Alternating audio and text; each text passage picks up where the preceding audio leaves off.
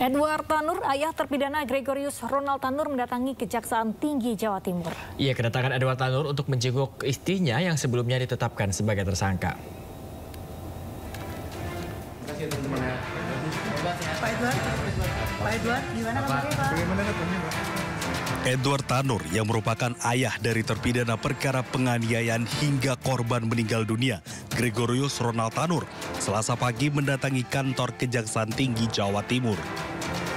Edward Tanur datang bersama tim kuasa hukum keluarga. Kedatangan Edward Tanur sehari setelah Mei Rizka Wijaya ditahan dan ditetapkan sebagai tersangka. Kuasa hukum menyampaikan kedatangan Edward Tanur ke Kejaksaan Tinggi Jawa Timur untuk menjenguk Mei Rizka Wijaya, istrinya. Siap. Ini tadi keluarga belum ada yang jenguk ya? Ini rencana keluarga hari ini mau jenguk ya? Hari ini mau jenguk ya? Ya. Jadi minta tolong dipastikan kesehatannya. Siap. Terima kasih teman-teman ya. Selamat Pak. Kata-kata hari ini Pak.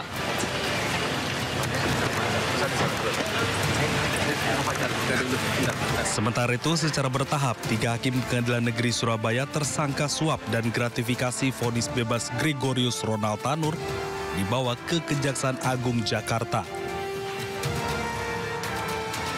Ketiga hakim diberangkatkan secara bertahap dari Rutan Kelas 1 Surabaya ke Jakarta. Dari Surabaya, Jawa Timur, Hari Tambayong, iNews melaporkan.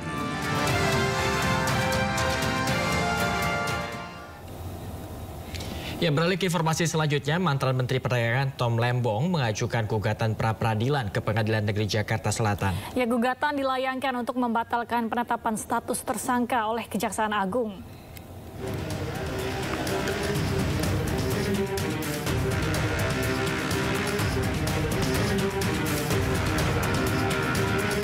Tim kuasa hukum Menteri Perdagangan periode 2015-2016, Tom Lembong, resmi mendaftarkan gugatan pra-peradilan ke Pengadilan Negeri Jakarta Selatan. Gugatan diajukan untuk membatalkan penetapan status tersangka Tom Lembong yang dianggap tidak sah. Tim kuasa hukum menilai penyidik Kejaksaan Agung tidak memiliki alat bukti yang cukup dan tidak ada alat bukti yang diperlihatkan kepada publik secara transparan. Kami mempermasalahkan penetapannya sebagai tersangka. Ya. Di situ banyak sekali poin-poin pembahasannya itu. Antara lain misalnya, tentang pada waktu proses penetapan sebagai tersangka, tidak memiliki 2 alat bukti yang cukup. Sampai saat ini kita tidak mengetahui alat bukti apa yang dimiliki oleh pihak kejaksaan, sehingga menetapkan Pak Thomas Lembong sebagai tersangka. Sementara itu, Kejaksaan Agung menyebut masih menghitung jumlah kerugian negara akibat dugaan korupsi yang dilakukan Tom Lembong, serta menelusuri aliran dana tersangka. Kerugian keuangan negara yang sudah disampaikan bahwa ini kan akan terus dihitung, ya, dihitung untuk pastinya seperti apa, dan mengenai aliran dana itu akan didalami juga, ya, apakah karena kalau kita lihat kan tersangka sebagai regulator, ya, bersama dengan dari PPI dan perusahaan-perusahaan itu.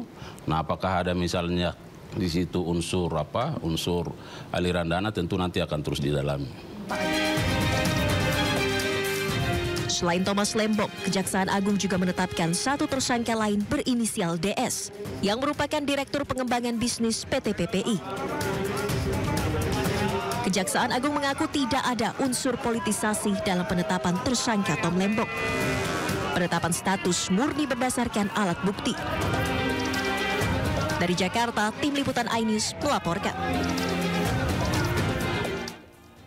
Pensiunan pegawai Mahkamah Agung Zarof Rikar dan Hakim Pengadilan Negeri Surabaya Heru Hanindyo tiba di Kejaksaan Agung. Keduanya diperiksa terkait pengurusan perkara Gregorius Ronald Tanur yang menganiaya pacarnya Dini Sera Afrianti hingga tewas. Tersangka Zarof, ex pegawai Mahkamah Agung itu datang dengan mengenakan rompi merah muda. Ia mengenakan baju tahanan dan hanya menunduk saat digiring penyidik dari kendaraan yang membawanya. Tak lama berselang, tersangka Heru Hanindyo tiba. Selain memakai baju tahanan, ia juga mengenakan topi berwarna biru dan menggunakan masker. Menurut informasi, pemeriksaan terhadap Zarov merupakan pemeriksaan lanjutan dalam kasus tersebut. Sementara Heru akan menjalani pemeriksaan maraton bersama 2 hakim PN Surabaya yang lain, yakni Erin Tuah Damanik dan Mangapul. Ya, Faisal,